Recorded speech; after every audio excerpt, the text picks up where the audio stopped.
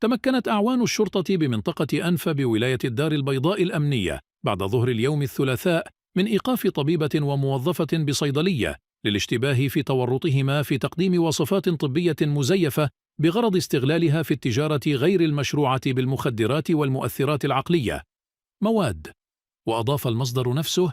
أن إجراءات التفتيش التي باشرتها عناصر الشرطة القضائية أسفرت عن حجز إجمالي 400 وصفة طبية مزيفة بينها أنواع مختلفة من الحبوب الطبية المخدرة تحمل جميعها توقيع وختم الطبيب المشتبه فيه. أفادت مصادر أمنية أن مصالح الأمن الوطني بمدينة الدار البيضاء أوقفت 4 من تجار المخدرات، وبعد البحث معهم تبين حصولهم على وصفات طبية مزيفة يستغلونها في اقتناء الحبوب المخدرة وإعادة بيعها خارج نطاق رعايتهم الطبية، النطاق بالتواطؤ مع طبيب ومستخدم صيدلية.